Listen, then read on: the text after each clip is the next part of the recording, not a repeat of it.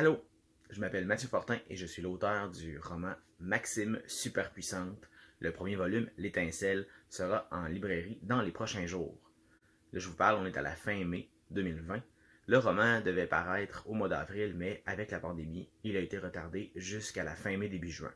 Maxime, c'est une jeune fille qui est en 6e année. C'est la dernière journée de l'année scolaire et elle assiste à un spectacle, le spectacle du cirque des superpuissants.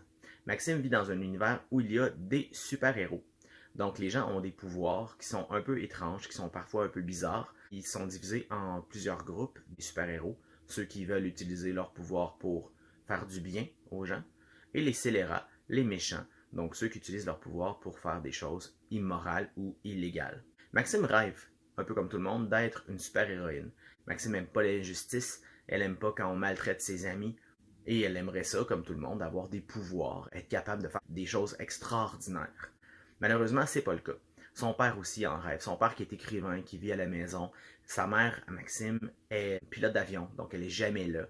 Et Maxime, elle est un peu ridiculisée par certaines personnes, dont Jérémy Tessier, son pire ennemi, à cause de ça. Sauf que le soir, après le spectacle du cirque des superpuissants, il y a un orage. Et Maxime se fait frapper par l'éclair. C'est la scène qui est représentée sur la couverture, gracieuseté de Manuela Côté. Maxime se fait frapper par l'éclair, mais il n'est pas blessé. Son père hésite un peu à l'avoir.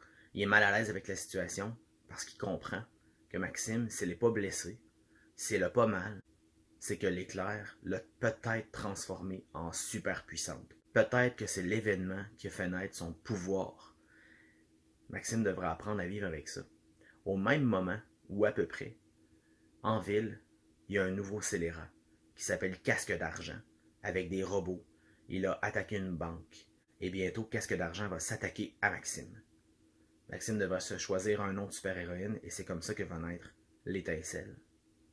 Je t'en dis pas plus, parce que j'ai envie que tu découvres la suite.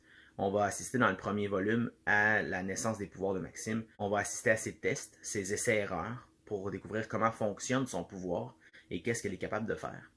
Je t'invite à le découvrir et je te dis tout de suite, il y a un deuxième volume qui s'en vient pour l'automne prochain et d'autres par la suite évidemment pour conclure toute l'histoire de Maxime Superpuissante. C'est tout un univers que j'ai développé pour cette série-là, donc j'espère pouvoir vous en faire lire plusieurs. Bonne lecture!